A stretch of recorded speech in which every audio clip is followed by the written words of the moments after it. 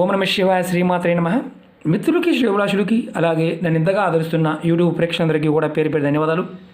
మిత్రులారా, మీ అందరికీ కూడా పరాదేవత ఎల్లవెల్లలా మీతో ఉండి మీ మనోవాంఛ నెరవేర్చాలని మనస్ఫూర్తిగా కోరుకుంటున్నాను. ఈరోజు మనం ఒక అద్భుతమైన ఉపాయం తెలుసుకుందాం. ఈ ఉపాయం చేయడం వల్ల మీ జీవితాల్లో సుఖం, సంతోషం, సమృద్ధి, మనసు స్థిరంగా ఉండడం, అలాగే ఈ ఉపాయం చేయడం వల్ల పితృదేవతలకు, అలాగే మన పెద్దలకి మోక్షం లభిస్తుంది. అలాగే మన ఆరోగ్యం బాగుపడుతుంది. అలాగే మనం ఏదైతే కోరుకుంటామో ఆ కోరికలు నెరవేరుతాయి. అలాగే మనం ఏదైతే శత్రువులుగా భావిస్తామో, ఎవరినైతే దూషిస్తామో, అంటే మనకు తెలియకుండానే శత్రుత్వం పెంచుకొని మన పాపాన్ని మూటగట్టుకుంటామో ఆ పాపం కూడా తొలగిపోతుంది. ఈ ఉపాయానికి కావాల్సింది నువ్వులు. ఈ ఉదాహరణ మీకు ఎలా చెప్తున్నానంటే, ఎప్పుడు చేయాలి, ఎలా చేయాలి చెప్తాను. మనకి ధర్మగ్రంథాల ప్రకారం నువ్వులతో కొన్ని ఉపాయాలు ఉన్నాయి. దానిలో మనం ఒక 6 ఉపాయాలు తెలుసుకుందాం. అందులో విష్ణు ధర్మ సూత్రం ఈ గ్రంథంలో మకర సంక్రాంతికి, రాబోయే సంక్రాంతి పండుగకి నువ్వులతో కనుక ఈ 6 ప్రయోగాలు చేసినట్లయితే మన జీవితంలో సుఖం, సంతోషం వస్తుంది. అలాగే మనం కోరుకున్న కోరికలు నెరవేరుతాయి. సమృద్ధి అంటే మనం ఏది చేసినా, ఏ పని చేస్తున్నా, ఏ వృత్తి చేస్తున్నా, ఏ వ్యాపారం చేస్తున్నా మనం అనుకున్నది అనుకున్నట్టుగా చేయగలిగే గొప్ప వరం మనకు లభిస్తుంది. అలాగే మనసు స్థిరంగా ఉంటుంది. మన మనసు ఏదైతే ఇబ్బందులు పడుతూ ఉందో, స్థిరంగా ఉండడానికి ప్రయత్నం చేస్తుందో ఆ మనసు కూడా స్థిరంగా ఉంటుందని శాస్త్రం చెప్పడం జరిగింది. మన పితృదేవతలకు కూడా మోక్షం లభిస్తుంది మనం చేయటం వల్ల. భారతీయ సంస్కృతిలో మనం చూస్తూ ఉంటాం సూర్యదేవుణ్ణి ఆరాధించడం. రామాయణ కాలంలో రాముడు సూర్యవంశం సంబంధించిన వ్యక్తిగా మన పురాణాలు చెప్తూ ఉంటాయి. అలాగే మనం పురాణాల్లో భగీరథుడు గురించి కూడా వింటూ ఉంటాం. ఆయన కూడా సూర్యవంశానికి సంబంధించిన వ్యక్తి. గంగని స్వర్గలోకం నుంచి భూలోకానికి తీసుకువచ్చిన వ్యక్తిగా మనకి తెలుసు. ఎందుకు తీసుకొచ్చాడు ఆయన? పూర్వీకుల ఆత్మలకి స్వర్గలోక ప్రాప్తి కలగడానికి తీసుకురావడం జరిగింది. అంటే గంగలో వారి ఏదైతే చనిపోయిన తర్వాత బూడిదైపోయారో ఆ బూడిదని గంగలో కలపడం కోసం తీసుకురావడం జరిగిందని మన పురాణాలు వింటూ ఉంటాం. అలాగే వారికి గంగని తీసుకొచ్చి మోక్షాన్ని ప్రసాదించారు. అలాగే కపిలముని ఆశ్రమంలో గంగాదేవి వచ్చిన రోజున మకర సంక్రాంతి వచ్చిందని శాస్త్రంలో చెప్పడం జరిగింది. మకర సంక్రాంతి రోజున స్నానానికి చాలా విశిష్టమైన స్థానం ఉంది. మన పెద్దలు చెప్తూ ఉంటారు, ఆ రోజున నువ్వుల నూనెతో స్నానం చేయాలి, చాలా విశిష్టమైన రోజని మన జీవన విధానంలోనే ఒక భాగంగా చేశారు. అది కూడా మీకు వివరిస్తాను. అలాగే గంగానది రోజున ఎవరైనా సరే, అంటే మకర సంక్రాంతి రోజున గంగా నదిలో స్నానం చేసేవారికి అక్షయ పుణ్యప్రాప్తి లభిస్తుంది. అంటే జన్మలుగా ఉన్న పాపాలు తొలగి పుణ్యప్రాప్తి లభిస్తుంది అని చెప్తారు. దాని అర్థం ఏంటనే దానికి మీకు కూడా చెప్తాను. అలాగే పాపకర్మలన్నీ తొలగిపోతాయి, చెడు ఆలోచనలన్నీ కూడా తొలగిపోతాయి అని శాస్త్రంలో చెప్పడం జరిగింది. అలాగే మనం మహాభారతంలో భీష్ముడు కూడా ఉత్తరాయణ కాలం అంటే సంక్రాంతి రోజే ప్రాణం విడిచాడు అని మనం చూస్తూ ఉంటాం. అంటే సంక్రాంతికి అంత అద్భుతమైన శక్తి ఉంది అని అర్థం. విష్ణు ధర్మసూత్రంలో మకర సంక్రాంతి రోజున ప్రతి ఒక్కరూ కూడా, ఆడవారు మగవారు తప్పకుండా చేయవలసిన 6 ఉపాయాలు మీకు వివరిస్తాను.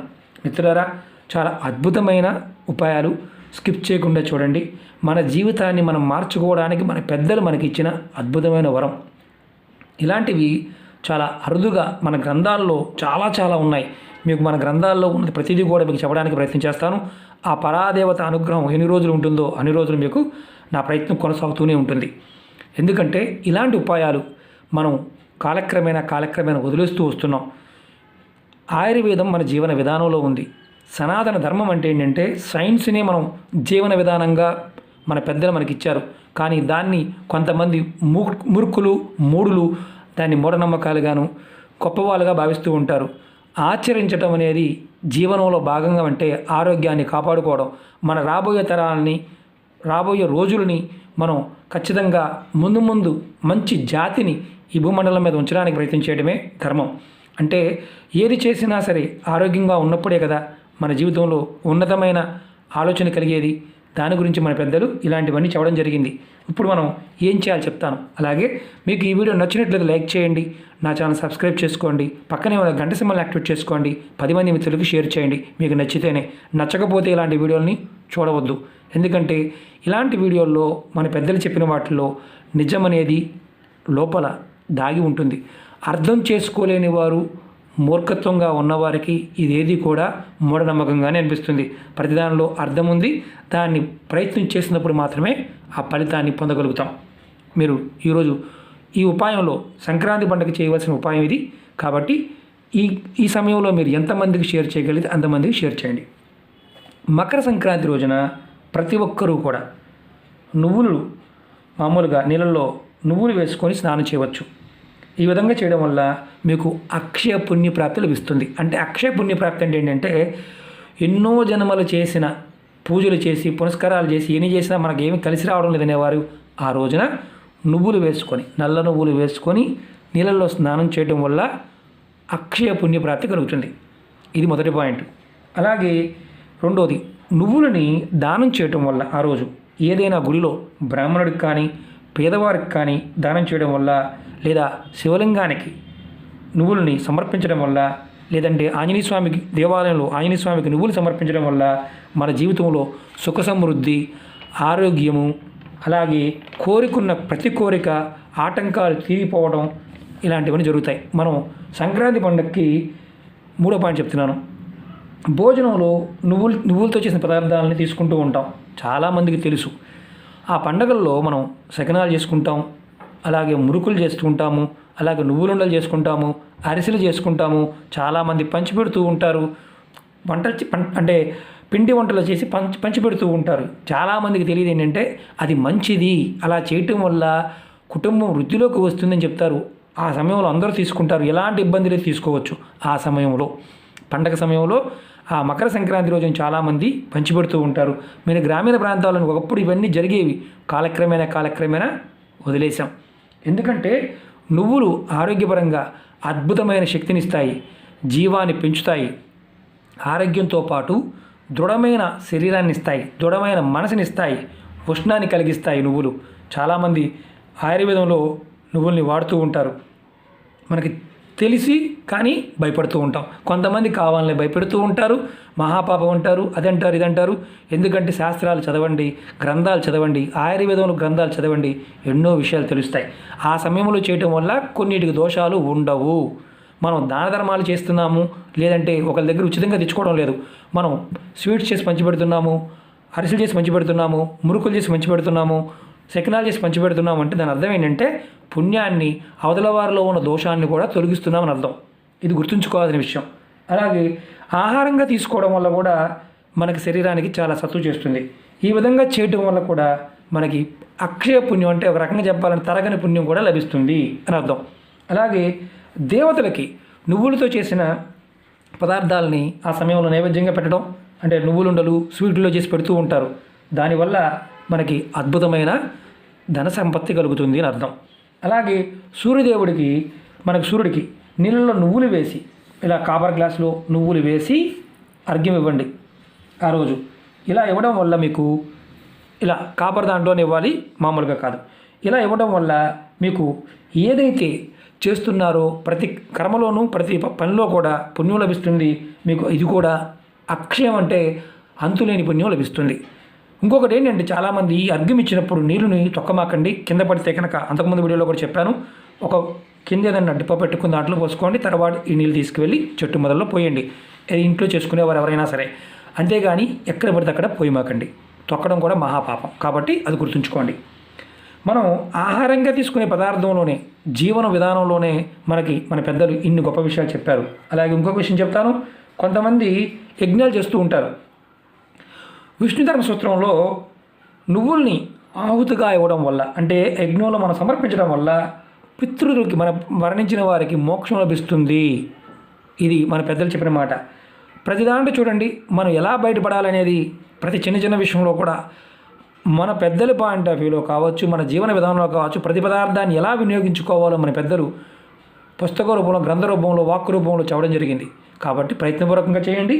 పితృదేవతల యొక్క శాపాల నుంచి విముక్తి పొందడానికి మీరు ఎక్కడైనా యజ్ఞం జరుగుతున్నప్పుడు నువ్వులు సమర్పించండి. ఖచ్చితంగా మీకు అద్భుతంగా మీ పితృదేవతల నుంచి వచ్చే నష్టాలన్నీ తొలగిపోయి లాభాలు కలుగుతాయి. అలాగే కొంతమందికి గుర్తుంచుకోవాల్సిన విషయం ఏంటంటే, మకర సంక్రాంతి రోజున నువ్వుల నూనెని ఒంటికి రాసుకొని స్నానం చేయడం వల్ల మీరు చేసిన పాపకర్మలు తొలగిపోతాయి అని శాస్త్రం చెప్పడం జరిగింది. చాలామంది చేస్తూ ఉంటారు, మర్చిపోయారు. ఈ రోజులు కూడా గ్రామీణ ప్రాంతాల్లో ఉదయాన్నే నువ్వుల నూనెతో ఒంటి మొత్తం మర్దన చేయించుకొని ఒంటికి వేడి నీళ్ళతో చక్కగా స్నానం చేస్తూ ఉంటారు. మీరు అడిగి తెలుసుకోండి, మీ పెద్దల్ని అడిగి తెలుసుకోండి. ఎందుకు అంటే, సంవత్సరంలో ఆ సమయంలో సూర్యుడు మకర రాశిలోకి వస్తాడు, ఆ రోజున శ్రీమన్నారాయణుడు నిద్ర మేలుకుంటాడు అని చెప్తూ ఉంటారు. దాని అర్థం ఏంటంటే, మనలో ఉన్న చిత్త చైతన్యం అనేది మేలుకుంటుంది. దానికి నువ్వులు నూనె అనేది చాలా అద్భుతంగా పనిచేస్తుంది. మనం చాలా గ్రంథాలు చదువుతూ ఉంటాం, నువ్వుల నూనెతో మనం పూజలు ఆరాధనలు విన్నాం. మనకు పూర్వకాలంలో మనకి రాజుల కాలంలో శ్రీకృష్ణదేవరాయలు నువ్వుల నూనె తాగి గంటల తరబడి పరిగెత్తేవాడు, సాధన చేసేవాడు, వజ్ర శరీరంగా ఉండేవాడు, చాలా శక్తివంతంగా ఉండేవాడు అని మన శాస్త్రంలో చదువుకున్నాం. నువ్వుల నూనెకి ఆ శక్తి దాగి ఉంది. ఒరిజినల్ నువ్వుల నూనె అంటే నువ్వులతో గానగ పట్టించి ఆ నువ్వుల నూనెని వాడి చూడండి, ఖచ్చితంగా మీ శరీరం వజ్రకాయంగా మారుతుంది. ఇలాంటివి మన సర్వశాస్త్రాల్లో చాలా కోకొల్లలు ఉన్నాయి. ఆయుర్వేదమే మన జీవన విధానం. మనకి ఇలాంటి విషయాలని చెప్పుకోవడానికి కూడా మనం భయపడుతూ ఉంటాం, ఎందుకంటే అవన్నీ మామూలే కదా అని వదిలేస్తూ ఉంటాం. మిత్రులారా, ఇలాంటి విషయాలని ఎంతమందికి తెలియచేయగలిగితే అంతమందికి తెలియచేయండి. ఖచ్చితంగా వారి జీవితాలను కూడా మనం మార్పు తీసుకొచ్చిన వారు అవుతాం. అలాగే ఈ ఉపాయాలన్నీ కూడా విష్ణు ధర్మసూత్రంలో చాలా వివరంగా చెప్పడం జరిగింది. ఈ 6 ఉపాయాల్లో మీరు ఏ ఒకటి చేసినా లేదంటే అన్నీ చేసినా సంక్రాంతికి మహాపుణ్యం లభిస్తుంది. మన పుణ్యం, పురుషార్థం, అదృష్టం అన్నీ కలిసి రావడానికి మనం ఎప్పుడు ప్రయత్నం చేస్తూ ఉంటాం. నువ్వులతోనే ఇలాంటి ఉపాయాలు ఉన్నాయి. నల్ల నువ్వులు వాడండి. తెల్ల నువ్వుల్ని మన జీడీలకి అలాగే వంటలకి వాడుతూ ఉంటాం. ఇదైనా వాడవచ్చు. నల్ల నువ్వులతో స్నానం కానీ, దేవతలు సమర్పించడం కానీ నల్లవి సమర్పించండి. నువ్వుల నూనెని జీవితంలో భాగంగా మార్చుకోండి. వారానికి ఒక్కసారైనా స్నానం చేసే ముందు నువ్వుల నూనెతో స్నానం చేయండి. అంటే నువ్వుల నూనెతో ఒంటికి రాసుకొని మర్దన చేసుకొని స్నానం చేయండి. ఎన్నో రోగాలకి మందు, ఎన్నో ఆయుర్వేద మందుల్లో మందు. నువ్వుల నూనెకున్న అద్భుతమైన శక్తి మన పెద్దల్ని అడిగి తెలుసుకోండి. ఎందుకంటే మన ఆయుర్వేద గ్రంథాల్లో, ధర్మసూత్రాల్లో వీటిల్లో ఎన్నో ఉపాయాలు ఈ నూనె గురించి చెప్పడం జరిగింది. ఓకే మిత్రులారా, మీకు ఈ వీడియో నచ్చినట్టు లైక్ చేయండి, నా ఛానల్ సబ్స్క్రైబ్ చేసుకోండి, పక్కనే ఉన్న గంట సింబల్ని యాక్టివేట్ చేసుకోండి, 10 మంది మిత్రులకి షేర్ చేయండి. ఓం నమః శివాయ, శ్రీమాత్రే నమః.